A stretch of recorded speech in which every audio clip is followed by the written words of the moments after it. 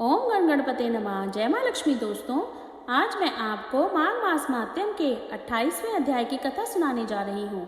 वशिष्ठ जी कहने लगे कि हे राजा दिलीप, बहुत से जन समूह सहित अछोत सरोवर में स्नान करके सुखपूर्वक मोक्ष को प्राप्त हो गए। तब लोमश जी कहने लगे, संसार रूपी इस तीर्थ को सब श्रद्धा पूर्वक देखो। यहाँ पर 33 कोटि देवता आकर आनंद पूर्वक रहते हैं। यह अक्षय वृक्ष है जिसकी जड़ें पाताल तक गई हैं, और मार्कंडे ऋषि प्रलय के समय जिन भगवान इसी अक्षय वट का आश्रय लेते हैं, यही शिव जी की प्रिय भगवती भागीरथी है, जिसका सिद्ध लोग सेवा करते हैं। यह गंगा स्वर्ग के हेतु पताका है। इसका जल पीकर मनुष्य मुक्त हो जाते हैं। हे मुनि, सभी प्राणी इस नदी को यमुना से मिली हुई पाते हैं। इसका संगम बड़े पुण्य से प्राप्त होता है।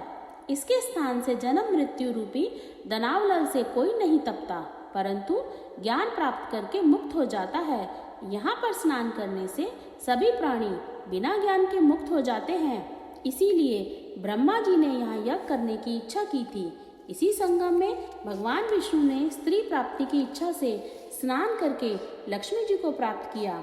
यहाँ पर त्रिशूलधारी शिव जी ने त्रिपर दैत्य को मारा था, और प्राचीन काल में उर्वशी स्वर्ग से गिरी थी, तथा स्वर्ग पाने की इच्छा से यहाँ पर ही उसके स्नान करने से नहुष कुल के राजा ययाति ने वशधर पुत्र प्राप्त किया। यहाँ पर इंद्र ने प्राचीन काल में धन की इच्छा से स्नान किया था, और माया से कुबेर के सब धन को प्राप्त किया था। प्राचीन काल में नारायण तथा नर ने हजारों वर्ष तक प्रयाग में निराहार रहकर उत्तम धर्म किया था। यहाँ पर जगाशव्य सन्यासी ने महात्मा जैसी शक्ति वाले से विजय पाई थी, तथा अणिमा आदि योग के अति दुर्लभ ऐश्वर्य प्राप्त किए थे। इसी क्षेत्र में तपस्या करके श्री भारद्वाज सप्त ऋषियों में सम्मिलित हुए, जिन्होंने भी यहाँ स्नान किया है। सबको स्वर्ग की प्राप्ति हुई है। इसीलिए हमारे विचार से तुम त्रिवेणी में स्नान करो। यह स्नान से पहले किए हुए तुम्हारे सब पाप नष्ट हो जाएंगे और संपूर्ण वैभव को प्राप्त हो जाओगे। ऋषि के इस प्रकार के सत्य वचन सुनकर सभी त्रिवेणी में स्नान करने लग गए, और उसी स्नान करने से सबकी पिशाचता नष्ट हो गई। शाप से विमुक्त होकर उन्होंने अपना शरीर धारण कर लिया।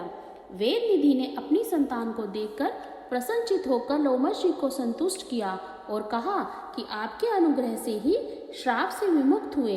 अब आप इन बालकों के धर्म योग्य कुछ कहिए। लोमश जी ने कहा कि इस युवा कुमार ने वेदों का अध्ययन समाप्त कर लिया है, इसलिए इन कन्याओं के प्रीति पूर्वक कर कमलों को ग्रहण करें। तब लोमश जी तथा कमलों को ग्रहण करने के लिए अपने पिताजी की आज्ञा से इस ब्रह्मचारी ने 5 कन्याओं से विवाह किया। इन कन्याओं के सब मनोरथ पूर्ण हुए। जिसके घर में लिखा हुआ यह महामाते पूजा जाता है, वह नारायण ही पूजे जाते हैं। पुष्कर तीर्थ में, प्रयाग में, गंगा सागर में, देवालय में, कुरुक्षेत्र में तथा विशेष करके काशी में इसका पाठ अवश्य करना चाहिए। पुष्कर तीर्थ में ग्रहण के अवसर पर इसके पाठ का दुगना फल प्राप्त होता है, और मरने पर वैष्णव पद प्राप्त होता है। यहीं पर माघ मास मात्यम की कथा समाप्त होती है। ओम नमो भगवते वासुदेवाय नमः।